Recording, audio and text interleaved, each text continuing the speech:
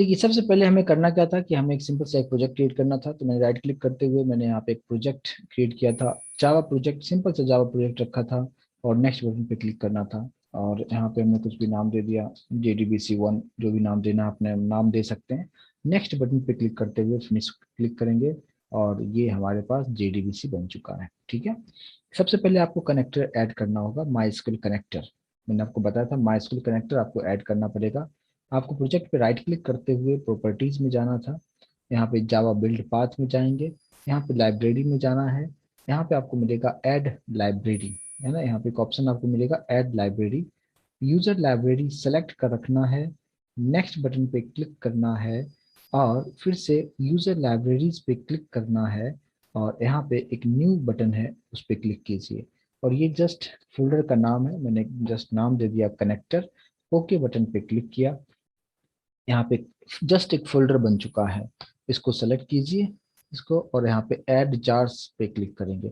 जैसे add jars पे click करेंगे तो मेरे कंप्यूटर में मैंने सॉफ्टवेयर नाम के फोल्डर में मैंने बना के रखा हुआ है MySQL कनेक्टर। ठीक है, और यहाँ पे इसको सेलेक्ट कीजिए और ओपन कीजिए। ये हो गया और जैसे आप ओके करेंगे एक कनेक्टर आ चुका है और जैसे आप फिनिश करने के बाद ओके करेंगे आपके प्रोजेक्ट में भी ये ऐड हो चुका है MySQL कनेक्टर।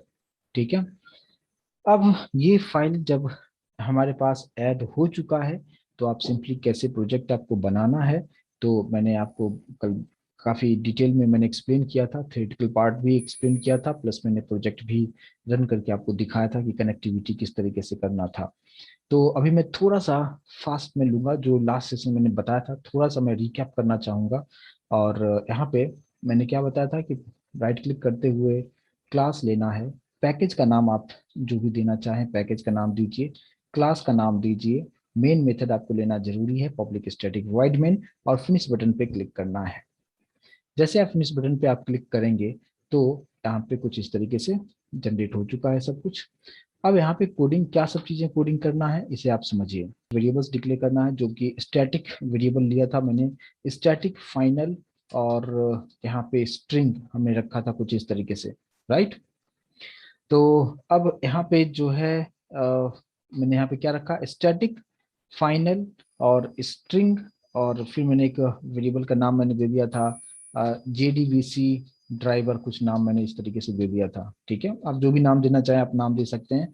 और डबल कोट के अंदर आपको मैंने बताया था कि जो ट्रांसलेटर का काम करता है उसका नाम मैंने यहाँ पे दे दिया था क्या, com dot MySQL dot JDBC dot driver, है ना, कुछ इस तरीके से लिखा था, ये वेरिएबल का नाम हो गया। दूसरा हमने रखा है static final string DB underscore URL, कुछ नाम दिया मैंने। और इसके अंदर मैंने बताया था कि किसका कनेक्टिविटी किसके साथ होगा, JDBC की कनेक्टिविटी MySQL के साथ होगा और लोकल होस्ट पे ये कनेक्टिविटी होना है। और यहाँ पे डबल कोट के अंदर में कुछ इस तरीके से रखेंगे और सेमी कॉलन कर देंगे। उसके बाद फिर मैंने बताया था क्या कि स्टैटिक, और स्टैटिक क्या है फाइनल क्या है बहुत डिटेल में डिस्कस किया था मैंने लास्ट सेशन में। और यहाँ पे हमने रखा क्या, स्ट्रिंग यूजर, यूजर नेम मैंने आपको बताया था बाय डिफॉल्ट रूट आप लेते हो। और यहाँ पे हमने दूसरा पासवर्ड के लिए ले लिया फाइनल स्ट्रिंग पासवर्ड, पासवर्ड आपको देने की जरूरत नहीं है अगर आप रूट यूज करते हो तो ये चार जो है हमने एक डेटा हमने यहाँ पे वेरिएबल डिक्लेयर कर लिया है। इसके बाद हमने क्या किया था, कनेक्शन क्लास के लिए ऑब्जेक्ट बनाया था, कनेक्शन, कनेक्शन ऑब्जेक्ट का नाम इक्वल्स टू नल। और इसके बारे में भी डिटेल में डिस्कस किया था कि नल हम क्यों लिखते हैं, क्योंकि ये लोकल वेरिएबल है इसलिए हम यहाँ पे नल रखते हैं। और यहाँ पे जो भी आपको एरर आ रहा है, ये एरर आने का रीजन क्या है, क्योंकि मुझे इस क्लास को इंपोर्ट करना पड़ेगा। तो यहाँ पे आप simply import Java dot SQL dot star आप कर दीजिए, इसी के अंदर में पूरा है, यहाँ पे सभी सॉर्ट आउट हो चुका है। उसके बाद आपको ड्राइवर को एक्टिवेट करना होता है, उसके लिए मैंने आपको बताया था class dot for name method, और यहाँ पे आपको क्या लिख देना है, JDBC ड्राइवर, ये जो वेरिएबल मैंने यहाँ पे डिक्लेयर किया था बस इसी को मैंने यहाँ पे रख दिया था। ठीक है, यहाँ तक क्लियर होगा सभी लोगों को। यहाँ पे एरर आएगा तो आपको यहाँ पे जस्ट आप थ्रोज कर सकते हो और क्लास नॉट फाउंड एक्सेप्शन का जो प्रॉब्लम था वो यहाँ से सॉर्ट आउट हो जाएगा। और इसके बाद हमने यहाँ पे सिस्टम डॉट आउट पे जस्ट एक मैसेज दे दिया क्या, सबसे पहले मुझे अगर डेटाबेस क्रिएट करना है, क्रिएटिंग डेटाबेस, कुछ इस तरीके से जस्ट एक मैसेज दे दिया। और इसके बाद हम सिंपली कैसे करेंगे, कनेक्शन क्लास को एक्टिवेट करेंगे, कनेक्शन का object equals to driver manager. Driver manager एक इनबिल्ट क्लास होता है और इसके थ्रू आप कनेक्शन को गेट कर सकते हो, गेट कनेक्शन मेथड। और यहाँ पे आपको देना है क्या, डीबी यूआरएल, डीबी यूआरएल और यूजर नेम जो भी आपने दिया है और पासवर्ड जो भी दिया है, इससे ये कनेक्ट होगा। और यहाँ पे भी हमें एक्सेप्शन को थ्रोज करना पड़ेगा, ठीक है। तो और इसके बाद सिंपली अगर मुझे डेटाबेस अगर क्रिएट करना होगा तो यहाँ पे कनेक्शन तक हो चुका है। फिर मैंने यहाँ पे जस्ट एक मैसेज मैंने दे दिया क्या कि क्रिएटिंग डेटाबेस, मैंने यहाँ पे दे दिया, यहाँ पे कनेक्टिंग, यहाँ पे कनेक्टिंग हो रहा है, कनेक्टिंग डेटाबेस। और यहाँ पे मैं लिख रहा हूँ क्या कि क्रिएटिंग डेटाबेस।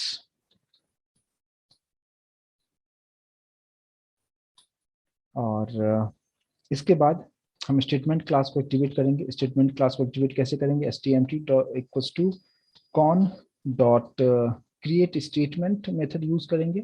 और फिर हमने एक वेरिएबल डिक्लेयर कर लिया था एसक्यूएल, और इसके अंदर आप डेटाबेस क्रिएट करने का सिंटैक्स आप लिख सकते हो। तो क्रिएट डेटाबेस, और डेटाबेस का जो भी आपको नाम देना था, सपोज मैंने ईएमपी नाम का एक डेटाबेस में क्रिएट कर रहा हूँ, तो ईएमपी नाम का एक डेटाबेस बन जाएगा। और इसको एग्जीक्यूट कैसे करेंगे, तो स्टेटमेंट क्लास का जो ऑब्जेक्ट है डॉट एग्जीक्यूट अपडेट, यहाँ पे जो मेथड हम यूज करेंगे कौन सा होगा, एग्जीक्यूट अपडेट मेथड, और यहाँ पे एसक्यूएल को पास करेंगे, ठीक है।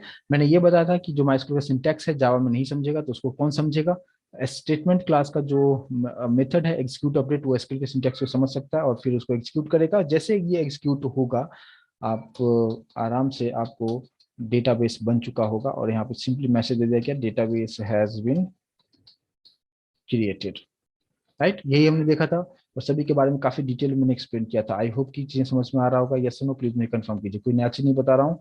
और जो लोग आज ज्वाइन कर रहे हैं, देख रहे होंगे, तो उनके लिए मैं बताऊं क्या कि पहला सेशन आपको देखना जरूरी होगा, ठीक है। चलिए ठीक है, अब आपको क्या करना है, सिंपली रन करना है। और अब बाकी सब कुछ मैंने यहाँ पे ऐड कर ही दिया है, और सब कुछ अगर सही होगा तो ये पहले डेटाबेस चल के देख लें कि डेटाबेस, यहाँ पे मेरा डेटाबेस में ईएमपी नाम का कोई भी डेटाबेस नहीं है। ये डेटाबेस का लिस्ट अगर आप देखेंगे तो यहाँ पे डेटाबेस नाम का, ईएमपी नाम का कोई डेटाबेस हमारे पास अभी यहाँ पे नहीं है, राइट।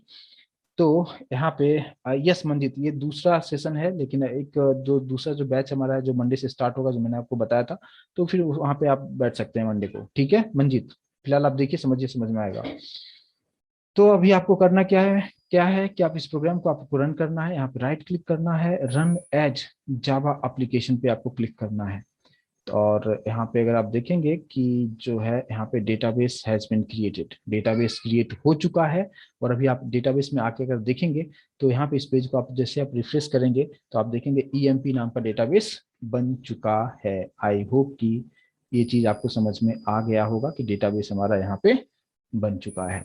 क्लियर होगा, कोई डाउट नहीं, ठीक है। ये फर्स्ट प्रोग्राम जो मैं ऑलरेडी कल एक्सप्लेन कर चुका था, लास्ट सेशन में एक्सप्लेन कर चुका था, ठीक है। इसके बाद मुझे क्या करना था, इसके अंदर टेबल क्रिएट करना था। तो आपको क्या करने के लिए मैंने आपको बताया था कि टेबल अगर बनाना हो तो सबसे पहले आपको डिसाइड करना होगा कि आपके डेटाबेस का क्या नाम है। तो डेटाबेस का नाम हमने क्या रखा है, ईएमपी रखा है। तो आपको क्या करना होगा, यहाँ पे लोकल होस्ट के बाद आपको क्या लिखना है, यहाँ पे ईएमपी आपको यहाँ पे लिखना है।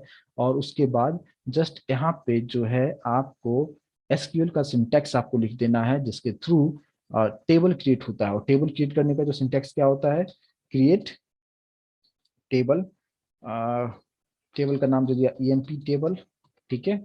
और यहाँ पे हम ऐसे भी हम लिख सकते हैं क्या, आईडी, आईडी ले लिया मैंने किसमें, इंटीजर में, ठीक है। नॉट नल यहाँ पे रखते हैं ये, लेकिन इससे बेहतर होगा कि मैं इस तरीके से रखूँ, कंफ्यूजन नहीं होगा, एक लाइन में रहेगा तो फिर कंफ्यूजन होगा। देखिए यहाँ पे मैंने क्या रखा, क्रिएट टेबल, कुछ इस तरीके से क्रिएट टेबल, क्लोज किया, कॉन्केट कर देता हूँ। और फिर यहाँ पे आके फिर से यहाँ पे डबल कोट के अंदर आप ब्रैकेट रखो, ये जो होगा हमारा आईडी। आईडी जो मैं लेता हूँ वो ले लेता हूँ किसमें, इंटीजर में ले लेता हूँ, नॉट नल, स्टार्टिंग में नल नहीं रहेगा। और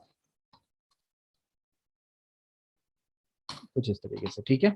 आईडी हमने ले लिया और इसी में हम लोग कॉन्केट कर देंगे और जो दूसरा जो पार्ट होगा हमारे पास वो हो जाएगा क्या, फर्स्ट नेम। फर्स्ट नेम मैंने varchar आपको यूज करना है। अच्छा, एसक्यूएल का सिंटैक्स आप कैपिटल स्मॉल में लिख सकते हो, ऐसा कोई प्रॉब्लम आपको यहाँ पे नहीं आएगा, ठीक है। ये लेंथ मैंने कुछ यहाँ पे दे दिया, और ये दे दिया मैंने varchar, और ठीक है। हाँ यस, आईडी को ऑटो इंक्रीमेंट हम लास्ट में करते हैं ये सभी फील्ड्स लिखने के बाद, ठीक है। यहाँ पे हमने कॉन्केट कर दिया, और फिर यहाँ पे हमने ले लिया था क्या, लास्ट नेम ले लिया था varchar। यहाँ पे ले लेता हूँ, इसका भी लेंथ हमने दे दिया 100, और कुछ इस तरीके से रखा हमने, कॉन्केट किया, ये लास्ट नेम हो गया। और क्या एज लिया था आई थिंक, मुझे याद नहीं, चलो ठीक है जो भी है। एज ले लेता हूँ, एज को मैंने ले लिया इंटीजर में, एज इंटीजर में ले लिया, ठीक है। कॉन्केट कर दिया यहाँ पे। और अब लास्ट में आपको जो भी प्राइमरी की वगैरह सेट करना हो आप लास्ट में सेट करेंगे। प्राइमरी की किसको आप सेट कर रहे हो, तो आप आईडी को प्राइमरी की सेट कर रहे हो, कुछ इस तरीके से होगा। और फिर आपको यहाँ पे ब्रैकेट, यहाँ पे एक ब्रैकेट यहाँ पे क्लोज, डबल कोट फिर क्लोज है, फिर यहाँ पे सेमीकोलन हम लोग दे देंगे, ठीक है। तो इस तरीके से हमारे पास यहाँ पे हो जाएगा कि आईडी को मैंने प्राइमरी की सेट कर दिया है, ठीक है। और अब हमने यहाँ पे क्या किया कि ये ठीक है, यहाँ तक कर लेने के बाद आपको सिंपली यहाँ पे एग्जीक्यूट करना है, और फिर यहाँ पे आप क्या लिख देते हो क्या, कि टेबल हैज बीन क्रिएटेड, ठीक है। और ये टेबल कहाँ पे क्रिएट होगा, तो ईएमपी जो डेटाबेस हमने बनाया है उसी में क्रिएट होना चाहिए। और अभी इसको हम रन करके देखें, यहाँ पे हमें रन एज जावा एप्लीकेशन हम लोग करते हैं, टेबल हैज बीन क्रिएटेड, और यहाँ पे आके अगर हम इसको पेज को रिफ्रेश करते हैं और ईएमपी के पास देखेंगे तो एक ईएमपी टेबल आपको दिखेगा, बन चुका है।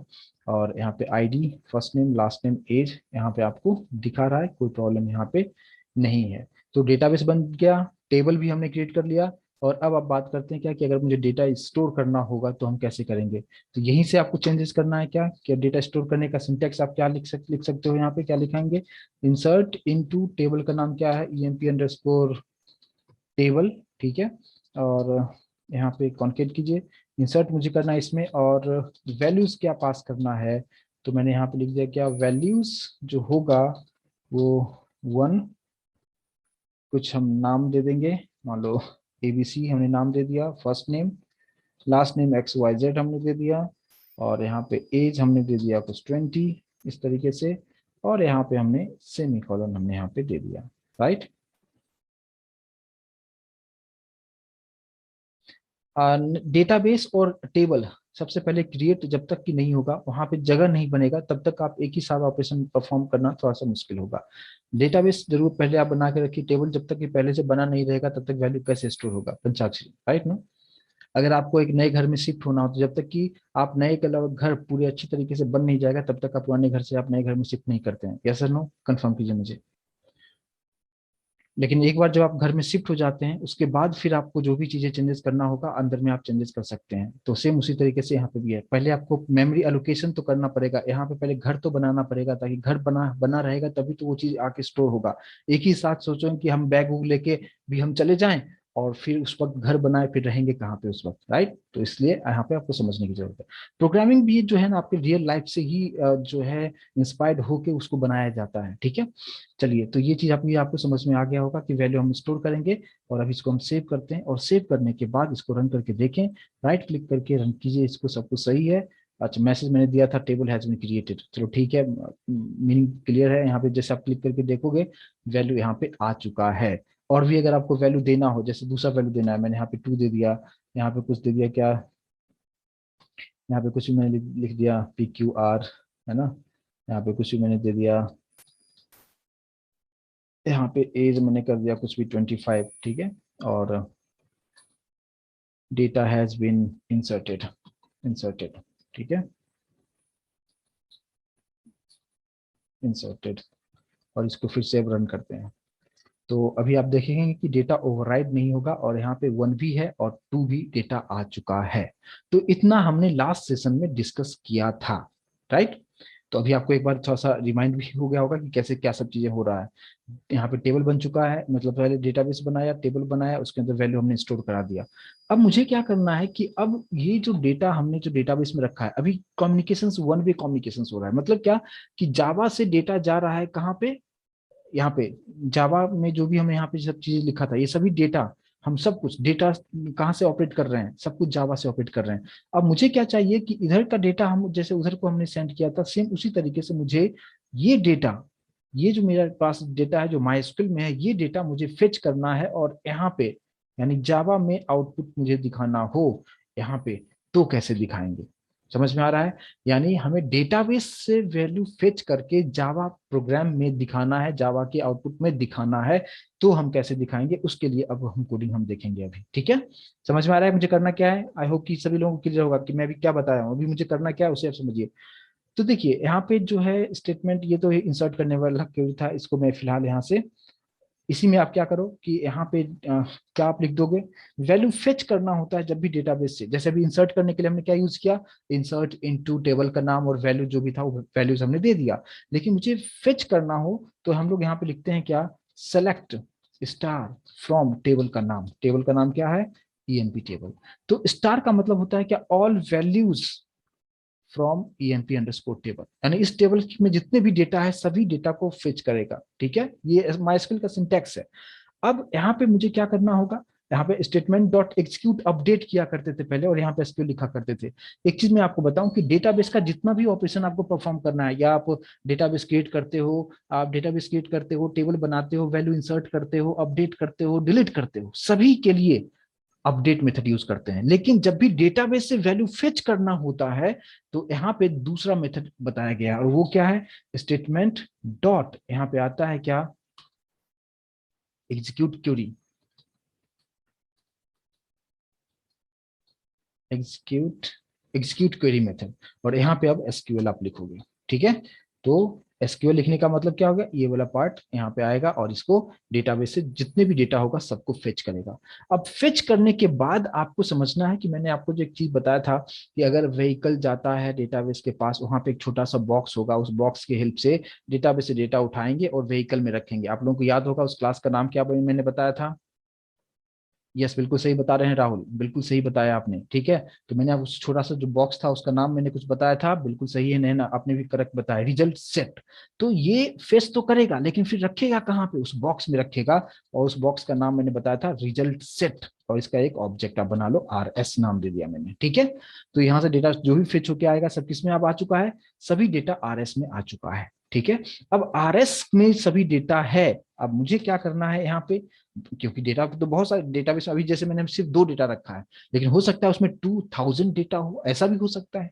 तो वन बाय वन को अगर प्रिंट करने चाहोगे तो काफी वक्त लगेगा, तो हम लोग यहाँ पे लूप यूज कर लेंगे, और इसलिए मैंने लूप, हमने कोर जावा में काफी डिटेल में हम लोग डिस्कस कर चुके हैं। तो सभी डेटा किस में है, RS में है। डॉट नेक्स्ट मेथड ये क्या करता है, वो चेक करेगा क्या कि डेटाबेस में फर्स्ट रो, पहला डेटा इसके पास सभी, एक तो इसके पास पूरा डेटा है, तो RS डॉट नेक्स्ट मेथड वो देखेगा कि नेक्स्ट रो अवेलेबल है क्या, ट्रू और फॉल्स में ये रिटर्न करता है। जो नेक्स्ट मेथड होता है वो क्या करता है, ट्रू और फॉल्स में रिटर्न करेगा। तो अगर RS के पास नेक्स्ट डेटा अगर रहेगा, यानी नेक्स्ट डेटा एलिमेंट रो एलिमेंट उसके पास अगर है, तो वो क्या करेगा, वो क्या करेगा, यहाँ पे आपको आना है, और मैंने वहां पे क्या लिखा कि RS डॉट, अगर इंटीजर वैल्यू को गेट करना है डेटाबेस से तो हम लिखते हैं क्या, गेट इंट मेथड, और यहाँ पे आपको बताना है कि कौन से फील्ड वर्ड से डेटा उसको उठाना है। तो मैंने बोल दिया कि आईडी वाला जो है इंटीजर में होगा, आईडी वाले फील्ड में जाओ, और ये आईडी एग्जैक्ट वैसे ही लिखना आप जैसा कि यहाँ पे लिखा हुआ है, स्पेलिंग मिस्टेक नहीं होना चाहिए, ताकि वो इसी आईडी वाले से वहां पे ये जो 1 है उसको लेगा। और उसके लिए क्या मैंने बताया, इंटीजर है तो गेट इंटीजर, आई कैपिटल होगा, गेट इंटीजर कहाँ से, आईडी वाले फील्ड से लेगा, लेकिन फिर कहीं ना कहीं स्टोर तो करना पड़ेगा, तो मैंने यहाँ पे इक्वल करके मैंने एक इंटीजर में स्टोर कर लिया यहाँ पे, है ना? इंटीजर मान लो, इसका नाम क्या देता हूँ, आईडी ही दे देता हूँ, ठीक है? आईडी में हमने स्टोर कर लिया। सेम उसी तरीके से दूसरा डेटा हमारे पास, मान लो कि मुझे एज को अगर लेना है, एज के लिए भी मैंने ले लिया, एज एक वेरिएबल ले लिया, क्या लिखेंगे, RS डॉट गेट, ये भी इंटीजर में ही मैं लेता हूँ, और यहाँ पे फील्ड का नाम क्या था, एज था, ठीक है? ये हो गया। फिर यहाँ पे फिर हम लोग एक स्ट्रिंग ले लेते हैं फर्स्ट नेम को डिस्प्ले करने के लिए, मान लो FN वेरिएबल ले लिया, RS डॉट गेट स्ट्रिंग, है ना? और गेट स्ट्रिंग, और यहाँ पे आपको क्या लिखना होगा, फर्स्ट नेम, जो फर्स्ट, ऐसे ही लिखा था ना मैंने, क्या लिखा था हाँ फर्स्ट नेम, ठीक है, फर्स्ट नेम यहाँ से ले लिया।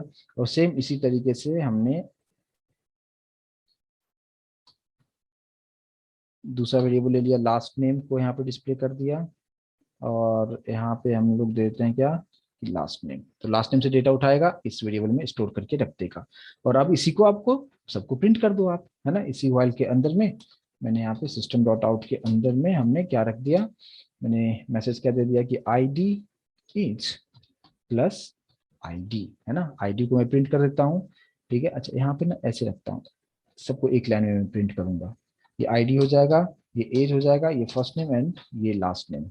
इसके बाद मैं दिखा देता हूँ एज, एज को मैंने स्टोर कर दिया है एज में, और यहाँ पे लिख दिया क्या कि फर्स्ट नेम एज, और वेरिएबल का नाम हमने क्या रखा है, एफ एन रखा है, और यहाँ पे लास्ट नेम एज, वेरिएबल का नाम क्या है, एल एन रखा है, और यहाँ पे एल एन कर देता हूँ ताकि नेक्स्ट डेटा जो भी आएगा उसको नेक्स्ट लाइन में डिस्प्ले करेगा। और अभी इसका कोई काम नहीं है, इसको आप हटा दो। अब इसके बाद जैसे ये व्हाइल लूप के अंदर आएगा, ये पूरा डेटा डिस्प्ले करेगा, उसके बाद फिर रिजल्ट सेट को क्लोज करना पड़ता है, तो R S dot close method आपको यूज करना पड़ता है, ठीक है। तो ये आर एस क्लोज हो जाएगा, यानी अब क्या होगा, आर एस सभी डेटा एग्जीक्यूट किया, एग्जीक्यूट क्वेरी से, यानी सबसे पहले ये एग्जीक्यूट होगा, है ना, सेलेक्ट स्टार फ्रॉम टेबल, इसको कहाँ पे रखना होगा, एग्जीक्यूट क्वेरी के अंदर में। मैंने आपको क्या बताया कि डेटाबेस का सभी ऑपरेशन परफॉर्म करने के लिए एग्जीक्यूट अपडेट मेथड यूज करते हैं, लेकिन डेटाबेस से डेटा फेच करना हो then you have to use the execute query method. और एग्जीक्यूट क्वेरी मेथड से जो ही डेटा फेच होकर आएगा वो आर एस में जाएगा। अब आर एस चेक करेगा कि उसके पास नेक्स्ट रो कौन सा है, जो भी नेक्स्ट रो होगा उसका पूरा डेटा यहाँ पे फेच करेगा। अगर इंटीजर, अगर को इंटीजर वैल्यू को लेना होगा तो क्या यूज करेगा, गेट इंटीजर, स्ट्रिंग वैल्यू को रहेगा तो गेट स्ट्रिंग, इस तरीके से आप यूज कर सकते। और यहाँ पे सब वेरिएबल में मैंने स्टोर करते गया और सभी को मैं प्रिंट करते गया, और ये प्रोसेस कब तक चलता रहेगा, जब तक कि उसे नेक्स्ट रो मिलता रहेगा, ये प्रोसेस रिपीट रिपीट रिपीट चलता जाएगा। और अब अगर सब कुछ सही अगर होगा और मैं इसको रन करके अगर देखें कि प्रॉपर तरीके से हमें आंसर दिखा रहा है क्या, तो बिल्कुल आपको आंसर यहाँ पे आप देख पाएंगे कि ID 1 age 20, first name is ABC, last name is XYZ, और दूसरा डेटा आपको इस तरीके दिखा रहा है। वहां पे कितना भी डेटा होता वो सभी डेटा आपको यहाँ पे फिच करके दिखा देता। तो मैंने आपको बताया कि जावा से हम डेटाबेस में कैसे रखेंगे डेटा, और एसक्यूएल से उठा के आपको जावा में आपको कैसे दिखाना है। आई होप की चीजें समझ में आया होगा। मुझे अपडेट करना है ना। अब अपडेट कैसे करेंगे, अभी आप में से किसी ने पूछा था कि एक ही में हम दो दो ऑपरेशन कर सकते हैं क्या, अब हम कर सकते हैं। हम फेच भी करेंगे और फेच करने से पहले अपडेट भी कर सकते हैं, ठीक है, क्योंकि ऑलरेडी मेमोरी एलोकेशन हो चुका है तो आप कर सकते हैं। तो जैसे अभी आप देखोगे क्या कि मैंने यहाँ पे डेटा को फेच करने के लिए सेलेक्ट स्टार फ्रॉम टेबल का नाम लिखा है, लेकिन मैं चाहता हूँ क्या कि फेच होने से पहले मैं चाहता हूँ उसको अपडेट भी करना, कुछ इंफॉर्मेशन को अपडेट करना चाहता हूँ। तो ये जो स्टेटमेंट है, क्रिएट स्टेटमेंट के जस्ट नीचे यहाँ पे मैंने क्या किया, स्ट्रिंग एसक्यूएल नाम दे दिया फिर से, और यहाँ पे अपडेट का क्वेरी लिखता हूँ। अपडेट का क्या होता है क्वेरी, अपडेट टेबल का नाम, और मुझे क्या सब अपडेट करना है, मैं कुछ भी एक जस्ट एग्जांपल ले लेता हूँ। मान लो कि मैं कर जाएगी, मुझे एज को सेट करना है, एज को अपडेट करना है। मैंने क्या लिखा, set age equals to 30, where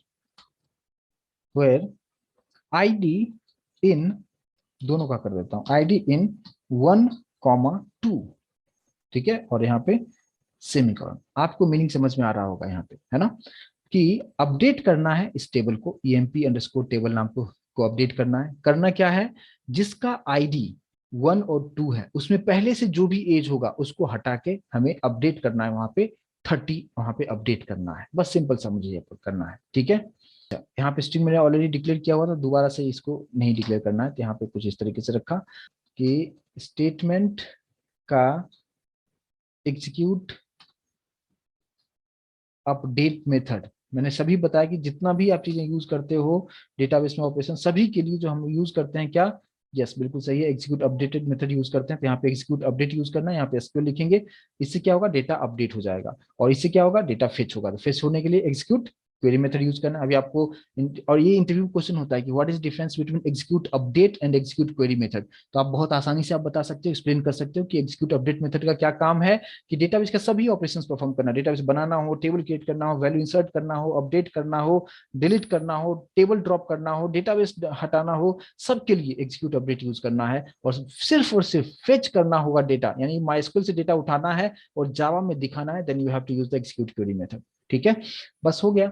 अभी आप इसको आप जब रन करेंगे तो पहले भी आप देखो कि मैंने एज कितना रखा था। एज मैंने एक का रखा था 20 और दूसरे का रखा था 25 रखा था। और डेटाबेस में भी सेम उसी है, वैसे ही है, 20 है और 25 है। तो जैसे ही इस प्रोग्राम को आप राइट क्लिक करके आप इसको रन करते हो, एक सेकंड, मैंने सेव नहीं किया प्रोग्राम को, आप सेव करते हैं और फिर रन करके देखें। यहाँ पे आप देखो कि दोनों का एज 30 हो चुका है, लेकिन ये जो 30 आया कहाँ से, डेटाबेस से फेच होके आया, तो यानी डेटाबेस में भी 30 हो चुका होगा। अभी मैं इसको रिफ्रेश करता हूँ, यहाँ पे emp_ टेबल है, मैं इस पर क्लिक करता हूँ, आप देखेंगे 30 हो चुका है और ये अपडेट हो चुका है। और कहाँ से अपडेट किया मैंने, कंप्लीटली इसको जावा से मैंने इसको अपडेट किया हुआ है। तो आई होप कि अभी आपको अच्छी तरीके से ये चीज समझ में आ गया होगा। अगर मुझे पूरा टेबल को डिलीट करना हो तो कैसे कर सकते हैं, तो बताएगा। एक मतलब पूरा टेबल को नहीं, एक अगर रो को अगर मुझे डिलीट करना होगा तो कैसे कर सकते हैं। अपडेट वाला, ये अपडेट वाला पार्ट यहाँ से निकाल देता हूँ और यहीं पे डबल कोट के अंदर मैं यहाँ पे क्या लिख रहा हूँ, डिलीट करने के लिए क्या लिखा, डिलीट फ्रॉम टेबल का नाम, टेबल का नाम क्या रखा है, emp_ टेबल। ठीक है, ये लिख दिया और यहाँ पे कॉन्केट कर देता हूँ। और फिर यहाँ पे मैंने दे दिया क्या कि वेयर आईडी, कौन सा आईडी को डिलीट करना है, 1 को, चलो 1 को डिलीट कर देते हैं, इक्वल्स टू, यहाँ पे दे दिया 1। ठीक है, यहाँ पे क्या लिखा कि डिलीट फ्रॉम टेबल का नाम वेयर आईडी इक्वल्स टू 1, कि जिसका आईडी 1 हो वो पर्टिकुलर रो पूरा वहां से डिलीट कर दो हमें। तो और ये पार्ट किस में रखा है मैंने, एसक्यूएल में रखा है, और यहाँ पे एग्जीक्यूट अपडेट यहाँ पे रख दो, बस हो गया, डेटा डिलीट हो जाएगा। और फिर फेच भी मैं करवा रहा हूँ, तो अब एक ही डेटा हमारे पास फेच होगा, दोनों डेटा नहीं होगा, क्योंकि एक को तो मैं डिलीट कर रहा हूँ।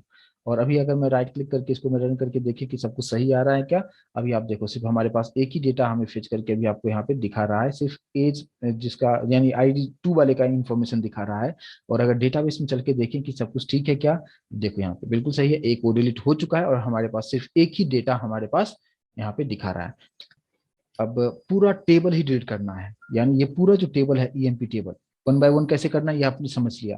लेकिन आप चाहते हो कि मैं पूरा टेबल ही डिलीट कर दूं, पूरा एक साथ तो पूरा टेबल ही डिलीट कर दूं, तो आपको सिंपली क्या लिखना होगा, क्या लिखना होगा, बिल्कुल सही बता रहे हैं बुशरा आफरीन। तो आपको क्या लिखना होगा, यहाँ पे जो है अभी तो मुझे इसकी कोई जरूरत ही नहीं है, ये वाला जो पार्ट था ये फेच करने वाला, क्योंकि पूरा टेबल को ही मैं डिलीट कर रहा हूँ तो इसका कोई जरूरत है नहीं। मैंने सिंपली यहाँ पे क्या लिखा, यहाँ पे हम लोग क्या लिख देंगे, डबल कोट के अंदर में ड्रॉप ड्रॉप टेबल, और टेबल का नाम क्या है, emp_ टेबल। और इसको आप एग्जीक्यूट अपडेट आप करोगे और जस्ट एक मैसेज अगर आपको देना है तो आप यहाँ पे मैसेज दे दीजिए। मैसेज मैंने यहाँ पे क्या दे दिया, टेबल डिलीटेड। रन करते हैं, यहाँ पे टेबल डिलीटेड। और अगर आप यहाँ पे आके अभी यहाँ पे भी आपको दिखा रहा है और EMP के ब्रैकेट में आपको 1 यहाँ पे दिखा रहा है, मैं इसको एक बार रिफ्रेश में करता हूँ, आप देखेंगे कि नो टेबल फाउंड, मतलब वहां से टेबल डिलीट हो चुका है। सेम इसी तरीके से ये जो डेटाबेस जो हमारे पास में है, EMP नाम का डेटाबेस, अगर EMP नाम का डेटाबेस पूरा अगर मुझे डिलीट करना हो तो हम कैसे कर सकते हैं। तो बस यहीं पे आप जैसे ड्रॉप टेबल लिखा है, ड्रॉप की जगह ड्रॉप वैसे ही रखो, टेबल की जगह पे क्या लिख दो, डेटाबेस, ड्रॉप डेटाबेस, और डेटाबेस का नाम क्या था, EMP था, बस हो गया। मैसेज यहाँ पे डाल दो क्या कि डेटाबेस डिलीटेड, कुछ इस तरीके से। ठीक है, और इसको आप सेव कीजिए और फिर आप रन करके देखें क्या, यस डेटाबेस डिलीटेड, और यहाँ पे आपको दिखा रहा है डेटाबेस डिलीट हो चुका है। अब आके चेक कीजिए, यहाँ पे तभी आपको दिखा रहा है, इसको आप अगर आप रिफ्रेश अगर आप करेंगे, इस पे जाता हूँ और यहाँ पे देखेंगे अभी यहाँ पे EMP नाम का कुछ भी इंफॉर्मेशन हमारे पास में नहीं है और ये डेटाबेस कंप्लीटली यहाँ से डिलीट हो चुका है। तो मैंने आपको जिस तरीके से मैं स्टार्ट किया था कि MySQL के बारे में जो आपको बताया था, मैंने आपको पूरा यहाँ से बताया था कि शॉर्टकट तरीके से कि डेटाबेस कैसे बनाते हैं, टेबल कैसे बनाते हैं, डेटा इंसर्ट कैसे करते हैं, बिना कोडिंग का मैंने बताया था। लेकिन अभी जो आज मैंने जो आपको बताया सब कुछ कोडिंग के थ्रू बताया, और भी कोडिंग मैंने माइस्क्यूएल में कोडिंग नहीं किया, मैंने जावा में पूरा कोडिंग किया है। और इसी को कहते हैं कि जावा डेटाबेस कनेक्टिविटी, यानी जावा से हम लोग पूरा एक्सेस हम कर रहे हैं माइस्क्यूएल को, डेटा वहां से यहाँ ला रहे हैं, यहाँ से वहां भेज रहे हैं, डिलीट कर रहे हैं, अपडेट कर रहे हैं, हर ऑपरेशंस को मैं यहाँ से परफॉर्म हम आसानी से हम कर सकते हैं। आई होप कि ये सभी लोगों को अच्छी तरीके से ये कंसेप्ट आपको समझ में आया होगा।